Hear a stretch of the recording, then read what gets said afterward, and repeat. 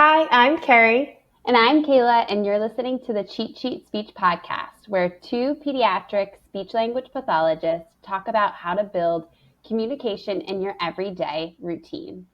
But before we dive in, just a quick reminder that this podcast is for educational purposes only and does not constitute medical advice. If you're concerned about your child's communication, we recommend reaching out to a speech language pathologist for an evaluation. All right, Carrie, so what are we chatting about today?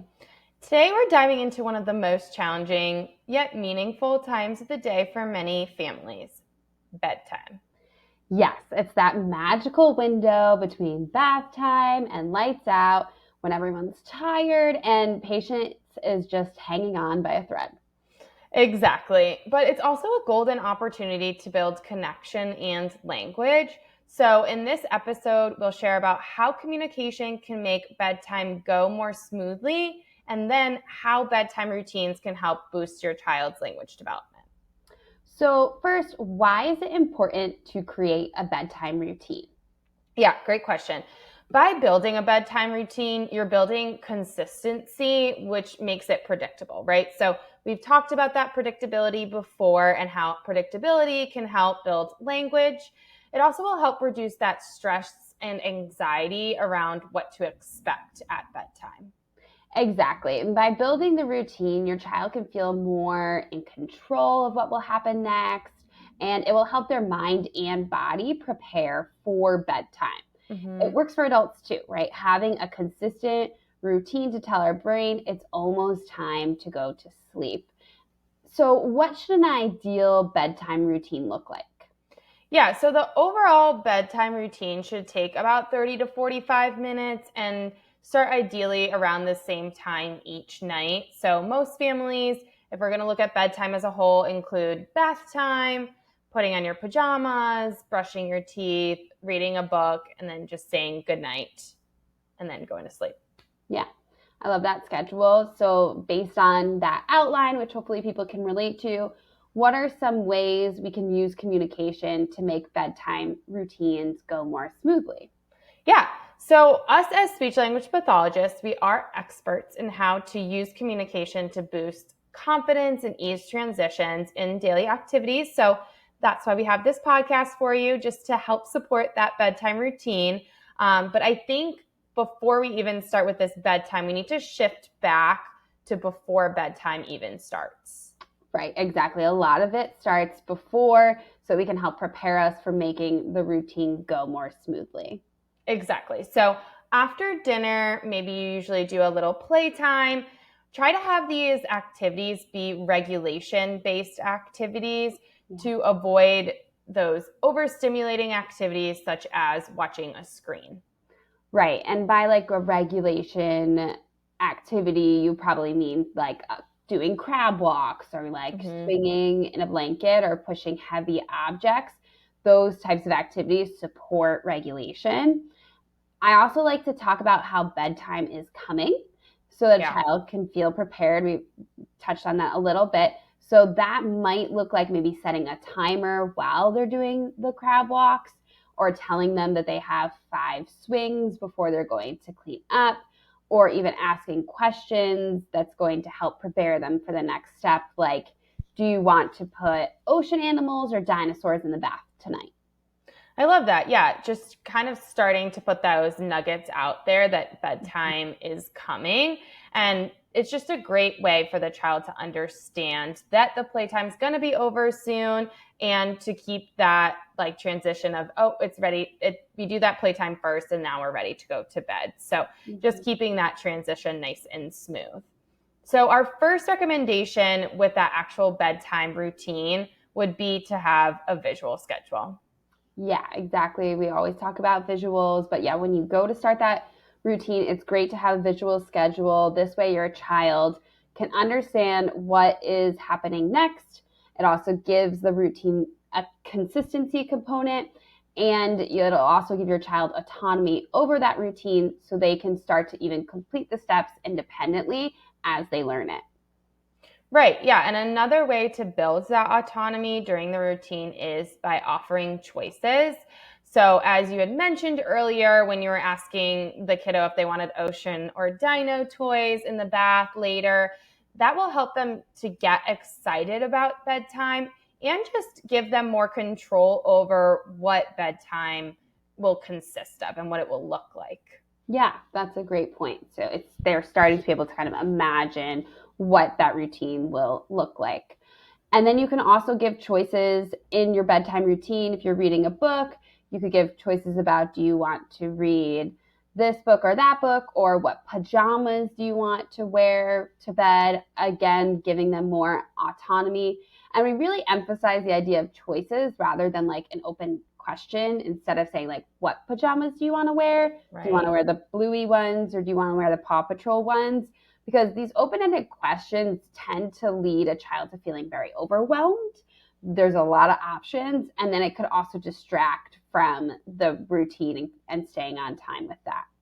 Yeah, agreed. Limiting those choices to 2 to 3 options, it will help just everybody involved. But so far, to help with this smooth bedtime routine, we have implementing regulation activities before the bedtime routine starts, Mm-hmm. talking about how bedtime is coming to help our child prepare for bedtime, then using a visual schedule to just keep consistency across that bedtime routine, and then offering those choices to build autonomy over that routine. What other recommendations do you have to help make that bedtime routine go more smoothly? I mean, I think you really nailed it so far. It sounds really great. I guess like one other thing I would add would be to use like first then language. Mm-hmm. So like first we put on our pajamas, then we brush our teeth. It keeps your language very calm, and it will keep your child feeling calm. And it's also not a question, which is great. It's providing them with the steps of what to do. Right, giving them directions. Like you said, I love that. You can even try changing your volume, Mm-hmm. trying to get into that more whisper mode that helps prepare us for sleep, or dim the lights to create just that calming, quieter environment. We want to think regulation across this whole routine to help us go to sleep. Same things that help adults go to sleep can help Mm-hmm. children go to sleep too. Yeah, I love that. I think the power of whispering is unmatched sometimes because it just gets everyone in the room on that same regulated level. So, these are some great tips for helping our bedtime routine go a little bit more smoothly. We talked about preparing with the regulation activities. We talk about the routine and have visuals for those routines. The visuals and the choices are also going to help give your child more autonomy by knowing what's going to happen next. And Mm-hmm. then language wise, keeping it very clear, concise, giving choices or directions. And then you could also, with your tone of voice, set the relaxing environment. I love that. So now that we have our bedtime routine set and just some ideas to keep it nice and smooth, how can we build language across bedtime? Well, first, why even focus on language during bedtime? I guess might be a question that some may have. Yeah, that's a good question. We should start there. Bedtime routines are very consistent, they're repetitive, and that predictability makes them the perfect time for children to learn and use language. And as we've mentioned before, that just repetition and predictability can help build language. So if you have that consistent routine, they're going to become familiar with that language that you've been using every night across that routine. Right. And it's a really meaningful time, especially like you said, because it happens consistently. And it also is an environment where it's a little bit quieter, more one on one time. And that's going to give your child the space to communicate without other distractions like screens or crowds or dynamic situations that are more unpredictable. You're just going to have that connection with your child during bedtime. So now, where do we start? Yeah, I love that point too. And also, it's a good time to kind of reflect on your day. So there is a lot Mm-hmm. of language that we can like bring to bedtime. Mm-hmm. But like we have said, so that routine itself just provides natural opportunities for language. So sequencing, as we've mentioned, following directions and vocabulary building as your child gets used to that routine, you could have them put up those pieces of the visual schedule. So taking something from that routine, and then they can put up those pieces of that schedule and talk about, well, first we go to the bath, then we put our pajamas on, next we brush our teeth, last, like, we read a book or something like that. So great opportunity to practice those skills. Yeah, that's a great point. Sequencing is a great skill to have because like they'll have to do it for hand washing or for other stuff at school. So this is a great place to start with that sequencing. If you want to practice some vocabulary, you can do that, such as like using actions. If you're at bath time, that might be like splash, dump, wet, dry. Or at the bedtime, when they're putting on their pajamas, you could do take off, put on. Consistently choosing words to talk about during those different steps of the bedtime routine is helpful because, again, it's repetition and that's going to help build language. Right. That's a good point. I mean, there's just so much to focus on. And we do have an episode, I think by now it'll be last week, that was on shared book reading. And that's going to discuss some more book reading strategies. But you can also focus on all of those skills that you had mentioned during that reading time. But just trying to remember, which we mentioned in our book reading podcast, but just trying to focus on one area at a time in that book. So it might be just focusing on those actions one night, or just focusing on like big versus little another night to help build some of that language during your bedtime reading. Yeah, that's great. Definitely refer to that episode if you want a little bit more information about shared book reading. But that's an amazing ideas. Trying to reduce the question overload too is really important in the story. So instead of asking, what's this? Focus on modeling. The child's winding down at bedtime. So you might want to shift it a little bit more to cater towards that quieter time. So reducing the pressure and just create a positive learning environment by modeling. Yeah, that's a really great note. Just asking so many questions can create this overstimulating environment when we're trying to relax, just kind of how you mentioned with the two choices. We don't want to overstimulate them. No one wants to be asked a million questions when we're tired. So just to recap, provide that language enriching environment for your little one during bedtime. Model what you and the child are doing. Keep that language consistent and repetitive to build predictability for easier language acquisition, and then just offering choices for increased language opportunities and ultimately reducing those questions. Yeah, great tips to build some communication during your bedtime routine. And remember, keep it functional. By practicing language during your everyday routines, you're creating these consistent language models that will help support carryover. They can actually use them in real life events. Right. So that's a wrap on our weekly chatter. I hope your bedtime goes smoothly. So that helped out. Yeah, right. This week. I don't want to jinx you, but we're here for you. So let's move on to our speech spotlight. And what is that this week? Today's episode is going to be on the relationship between sleep and communication. So bringing it back to that bedtime routine, but we're going to dive in a little bit more about how sleep can impact communication and language, and then how sleep might also be an indicator of certain speech language disorders, or how it plays a role in that process of speech and language disorders.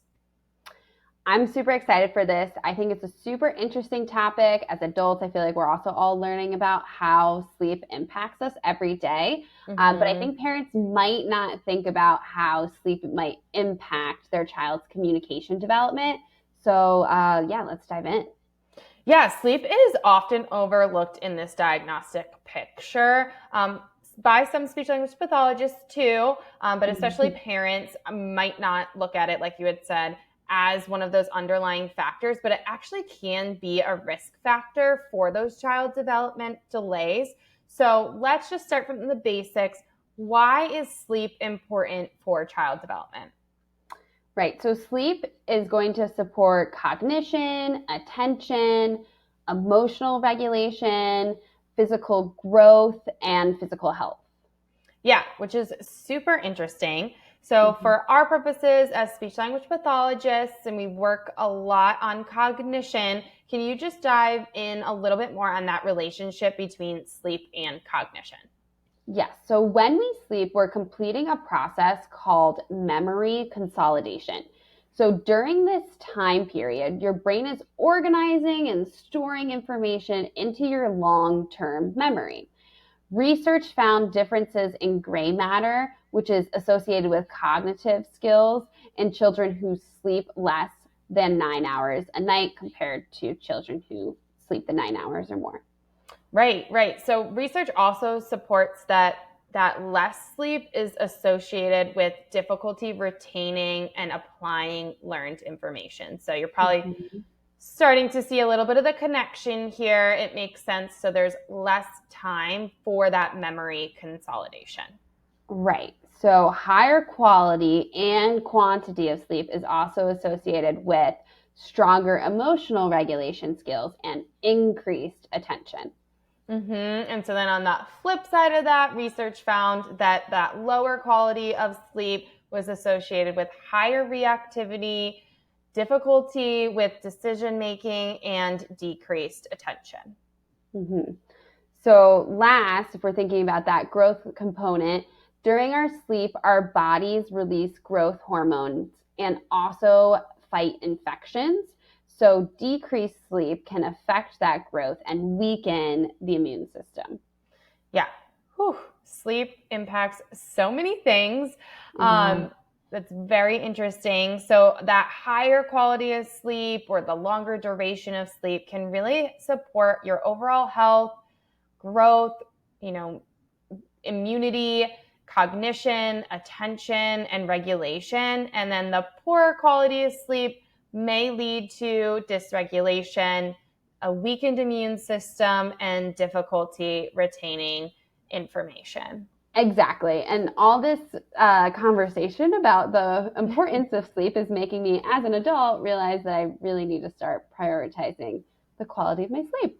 So Mm-hmm. I will work on that. But now we know why it's important for child development. Let's explore how we, as speech language pathologists, use sleep as part of our diagnostic assessment for speech and language delays. Yeah, so when we complete our initial intake for an evaluation, we always ask about sleep. So that might look like saying, what's your routine look like? How long is your child sleeping? Are they sleeping through the night? When are those naps? Can you hear them while they're sleeping? Are they a loud sleeper?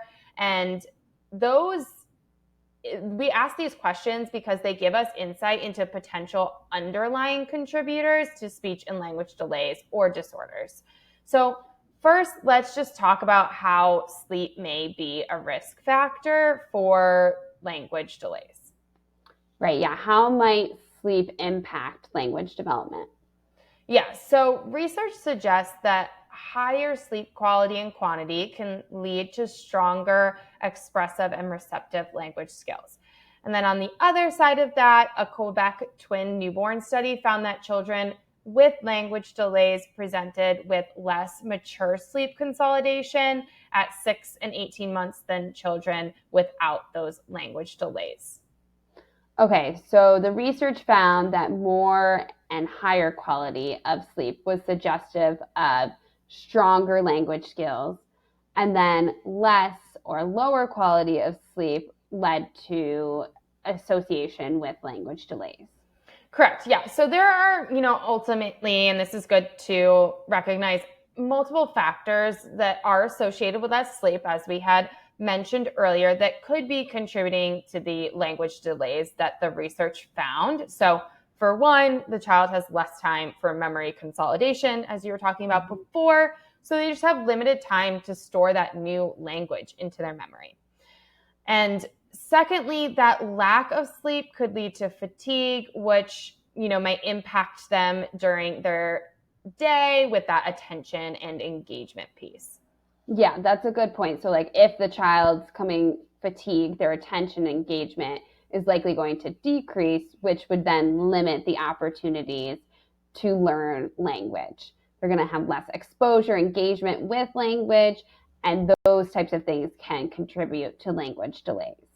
Exactly. Yeah. And we also talked about how that can impact our immunity. If a child is sick often because they're not sleeping enough and their immunity is down, being sick can lead to decreased communication as well. So multiple factors in there that could impact why language is being reduced, but sleep can really help support, get rid of those variables and support ultimately building language. So just important to note that the research found a relationship between sleep quality and quantity with language development. So it does not mean that less sleep will lead to a language delay. However, as a speech language pathologist, it is important to just know this relationship. And, then we can look at sleep and how it could be a risk factor for a language delay. Right. So like if we were talking to a parent and they're saying that the child does have disrupted sleep, we can put that together with the other pieces of the puzzle as a factor that could be contributing to a language delay. And then also we can know that like we could refer to a sleep specialist to help support the child as we are providing that direct language intervention. Just important to know that like this might be a risk factor. So let's not ignore it and try to support it. Exactly. Yeah. And we as speech language pathologists need to take a comprehensive approach to treatment. So it's very important for us to uncover underlying impacts on language development. Also, that better of quality of sleep will support engagement in our treatment sessions, which will just set the child up for the highest opportunity for success. Right. So sleep can impact that language development because it could reduce the memory consolidation and can lead to that decreased attention, engagement, which is needed to help build those play and language skills. How is sleep a risk factor then for speech disorders? Different from language, speech disorders. Right. Right. So speech disorders, those are the sounds, versus language is that communication piece of, how you're talking to others and putting sentences together. So this is looking at those specific speech sounds. Children with poor sleep quality may have underlying ear, nose, and throat issues. So asking about the child's sleep patterns can just help us identify, maybe potential sleep apnea or enlarged tonsils that could be contributing factors to speech disorders. Right. If there's like an ear, nose, throat problem happening, that can contribute to misarticulations or even like a change in the child's resonance, so kind of that sound quality of their voice. And we'll talk more specifically about the impacts of ear, nose, and throat on speech and language disorders in a different episode. But it's important to note that sleep quality may help us identify or realize like, oh, we should investigate the child's nasal pathways further or make a referral to the ENT. Exactly. Yeah. So the main takeaway there is just that sleep and speech and language are all deeply connected, and poor sleep might not just affect your child's mood or energy, but it could also impact their communication development. Right. So if you're noticing that your child is having difficulty sleeping, ask your pediatrician because it could impact your child's development. How can a parent identify if a child is having difficulty sleeping at home? Yeah, first, if the child's waking up constantly during the night, and I'm sure that this one will be an easy indicator if they are waking you up during the night, very noticeable. So also other indicators may be just open mouth posture, loud breathing during the day. If they're napping, are they breathing super loud? Or if you're driving the car and you can really hear them breathing, fatigue, any type of like reactivity behaviors, getting upset easily, or snoring. Yeah, and even like frequent illness too, like we said with that immune system factor as well. Yeah, that's great. That wraps up some of those indicators that we discussed throughout our speech spotlight. So speech and language disorders can be attributed to multiple different factors. So this is really just as speech language pathologists, we should be aware of the different risk factors and trying to take a comprehensive look at the child to best support their development. And as a parent, it's important just to be aware of how a child's everyday environment and their routine can impact their development as well. Again, always go to your pediatrician if you have concerns. It's a great starting point. And perhaps sleep is that missing puzzle piece for them. Yeah, I think that's a great note, is just being aware as parents that the whole body works together. So it might not just be, oh, there is language, concerns here. There might be more to this puzzle piece, and it all works together. And it's also important, like you said, to go see your pediatrician. And then if you need more support, creating a comprehensive team to help support your little one, because a lot of times there's a number of puzzle pieces there to just help support their development. All right, well, we're going to hop on over to our communication countdown. All right, so this week's communication countdown is our top 5 bedtime routine helpers. Carrie, what's your first one? All right, so first, obviously, visual schedule. So I linked a visual schedule around the bedtime routine, and this one has little like puzzle piece type things that you can put up to put on that visual schedule, and you can take them off when they're all done or however you want to do it. But that is definitely important. Number 2, we have the bedtime Tony, which tells bedtime stories. Our niece does have this toy and has reported that she loves it. So if a 2-year-old likes it, you should get it. Great one to help just ease your way into that bedtime routine or across that bedtime routine. Niece approved. Number 3, I linked a weighted blanket. We didn't talk about this as much today, but we have talked about it in our regulation podcast.